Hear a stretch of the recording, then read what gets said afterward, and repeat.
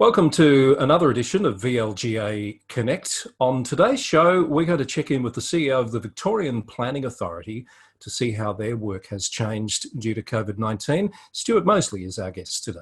Nice to have you on the program. We're spending some time talking with various people about how life has changed under COVID-19 and really keen to see whether the work of the VPA has changed at all in recent weeks in terms of your focus. Yeah, so look, it certainly has. As an organisation, like everyone else, we are now working remotely and conducting business without being able to get face-to-face with any of our stakeholders. And I'm really proud of the way the organisation's made that transition and how we are innovating to get our work done. In terms of what we're producing, the first priority for us, first discussion to have within government is what do we need to do differently in the short term, and we've put a proposal through to government to accelerate a raft of our current projects so they can be completed early and be ready to facilitate investment and construction activity as the state comes out of the coronavirus pandemic. Like a short-term focus, and you and your members might have seen the announcement today of the Building Victoria's Recovery Task Force, which is co-chaired by Jude Munro, our board chair, and that's been convened by the Planning Minister and the Treasurer to advise on short-term and longer-term priorities for stimulating particularly the construction sector. So the VPA is putting its shoulder to the wheel in the short term on accelerating some projects, because whilst the pipelines that people have keep stuff getting built for most of the rest of this year, there's a real question about the pipeline beyond that. And it's mainly a demand side challenge, but supply, is really important. You can't meet demand if you don't have supply, and that's where we come in. So we are looking beyond this year on what we can do in terms of the next probably 2 to 3 years, specifically to bring more projects, focus our work more around permit ready, moving towards shovel ready projects. But I suppose it's an opportunity to reflect on what sort of communities are we planning for, Chris. So coming out of COVID, one would expect population growth to slow significantly, particularly in the short term due to immigration constraints. We will still need changing housing to meet household formation and changing preferences. So we'll still need to cope with urban change, even if population slows. What sort of change will people want? Will there be more people who see working from home as the norm, therefore less demand on transport networks? Or will it in fact be the reverse, in that people are less inclined to live at density and perhaps more inclined to live in the outer suburbs or regional towns and hence drive longer distances? Will people's preferences change in terms of retailing, Chris? Will there be more localism, more people wanting to shop and recreate locally rather than travel to major centres? So I guess I'm painting a picture of short-term imperative for us, get stuff done. Medium and longer term, how do we do stuff differently, both in terms of processes and the sort of communities we want to plan for? Yeah, so two questions I'll ask you. One's around the longer term stuff, so we might just put that to one side for a second. With the short term stimulus sort of measures, what sort of prerequisites or what sort of elements do you think need to be there for it to qualify as something that would provide short term economic stimulus in your mind? So for us, as a planning authority, so our core business is to use planning instruments, structure plans, planning schemes, infrastructure contributions plans, to add value to land and make it permit ready. So for us, the first eligibility criteria really is it on our program? Because our projects by their very nature, a number of years, if we're not already on it, it's a tough thing to mobilise from a standing start. So that's the first thing we looked at. And then we looked at, which ones can we carry forward to as close as we can to shovel ready? So for example, if we have a planning permit travelling concurrent with structure plan, that gives us confidence that it's going to move into construction more quickly than if we don't. more broadly, for government, I'm expecting the task force announced today to look very widely at what opportunities, what projects there are, whatever stage of the process they're at. How can they be accelerated, unstuck, moved forward? The task force will also look at demand side stimulus, so homeowner grants, rates, all those things that sort of stimulate or constrain demand as well as supply. But I think the focus for government will be on ensuring there are boots on the ground in the short and medium term, particularly towards the end of this year, start of next year, and then setting up a pipeline for investment and development over the next 2 or 3 years as the economy bounces back. And your chair is a member of that task force, I do believe. That's right. That's exciting for us and a great tribute to her capacity. So the task force is chaired by Roger Teal, former executive with Lendlease, president of the Property Council, very experienced development sector professional. The co-chairs are Jude Munro, our board chair, former chief executive of the Brisbane City Council, and Stan Crepan, currently CEO of Solar Victoria, previously CEO of Sustainability Victoria, and a seasoned state government leader. So that's a pretty powerful group of three. They report to the planning minister and the treasurer. And I think that tells you that this is about the economic benefit that planning can bring if it's done well. And I think I read they had a 90-day time frame in which to report and make their recommendations by. Is that right? Correct. Yes. Yeah. So that's very much the short-term stuff. You were talking about some of those longer-term questions about how life may change as we come out of this pandemic. I'm really keen to understand what sort of a process you go through to try and find answers to those questions that you're satisfied will approximate, what actually might happen. It's a bit like peering into a crystal ball in some sense, isn't it?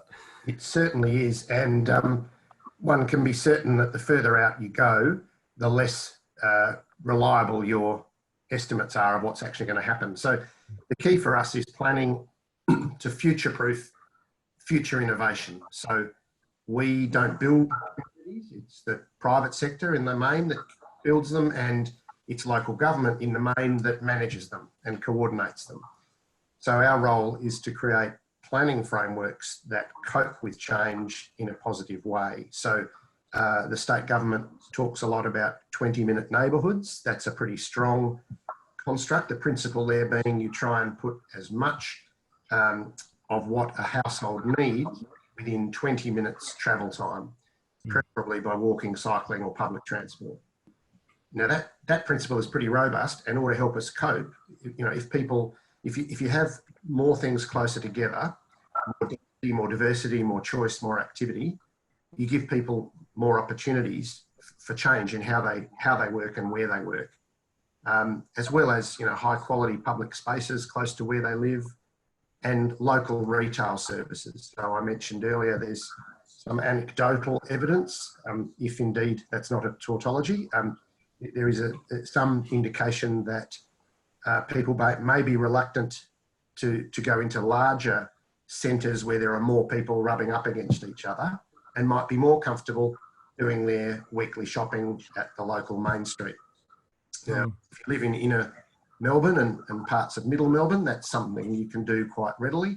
If you live in outer Melbourne, you don't have that many, localised retailers are harder.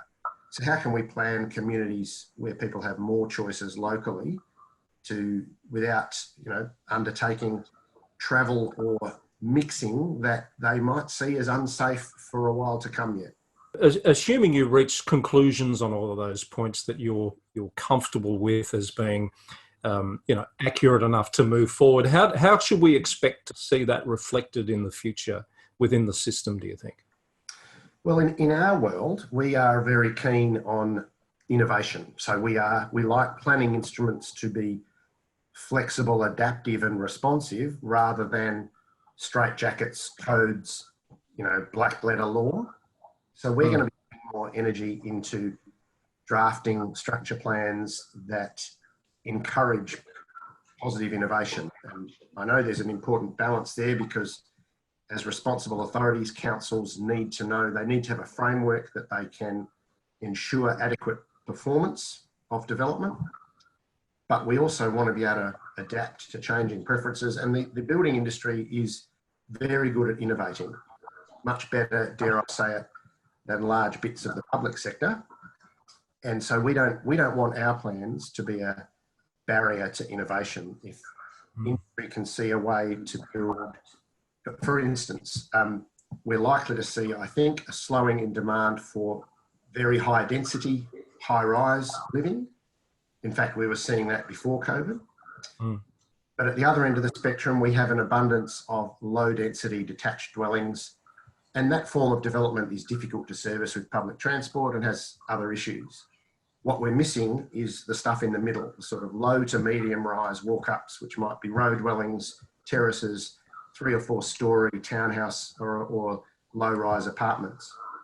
If we can draft planning instruments that enable that to happen more readily in the right places, even if it's not currently a product the industry can deliver economically, then we don't have to come back and rewrite the planning rules when it does become possible. So future-proofing of choice, I think, that I would hope you see from us. Right.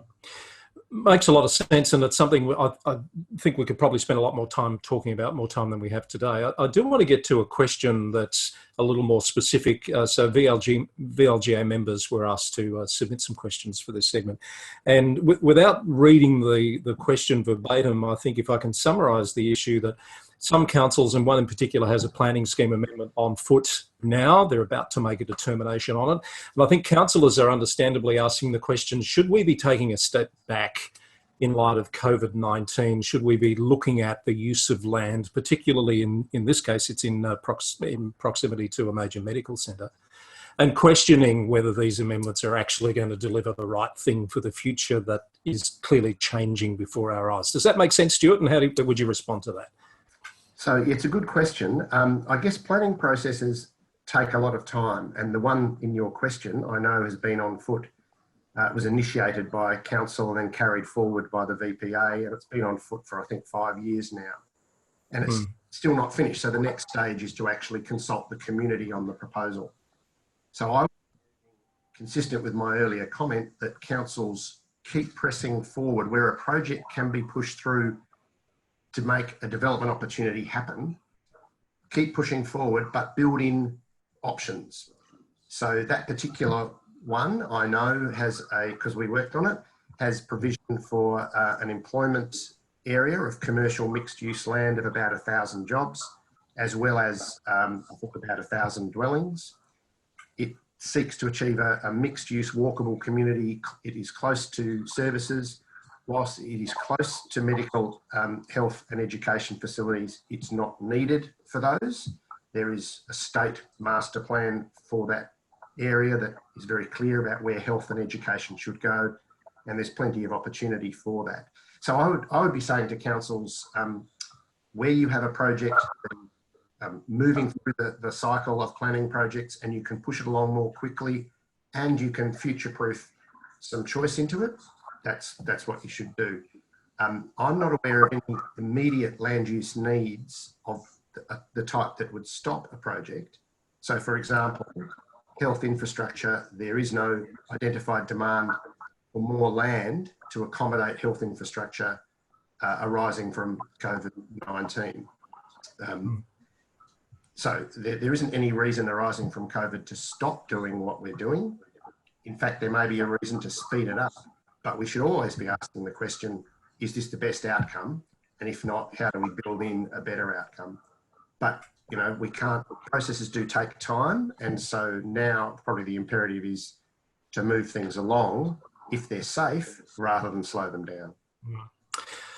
Thank you for that, Stuart. I'm sure the councillor in concern will appreciate those insights. That's about all the time we have. I sense you're probably working from home, you and your team working from home for the time being. A lot of Zoom, a lot of Skype, a lot of MS Teams, but we're fortunate that we have over the last 18 months invested a lot in our technology and our mobile devices, and that's stood us in really good stead. And we have great people in the organisation committed to getting work done, passionate about future communities for Victorians. So we're weathering the challenges really well. And I think all of us we'll be glad to see normality emerge again once it's safe. Indeed. One more question without notice. Councils are just getting the ability as of next week to conduct their formal council meetings virtually. I assume you've been conducting board meetings virtually for some time, and if so, how's that gone in terms of smoothness and efficiency? Yeah, so we got a flexible charter, so we've had 2 board meetings by Zoom, and it's worked really well. It does impose a different kind of discipline on the way that a meeting is run. It actually, I think, makes them more measured because you have a much tighter structure around, well, it's your turn to talk, you finished, it's your turn to talk. But we have an excellent board and an excellent board chair, and they've seamlessly transitioned to a new way of board business, yes. Excellent to hear, as I'm sure will be the case with most, if not all, councils in the coming weeks. Stuart, great to see you again. You're looking well, and thank you very much for giving us some time on VLGA Connect today. It's a pleasure, Chris. And if anybody that watching this wants to follow anything up, feel free to contact me through the VPA website. And happy to hear any feedback. That wraps up another VLGA Connect. Thank you very much for joining us. If you'd like to tell us about something that's going on in your part of the world, or you have suggestions for future episodes of VLGA Connect, we'd love to hear from you. Please send us an email to vlga@vlga.org.au. And we'll see you again soon on VLGA Connect.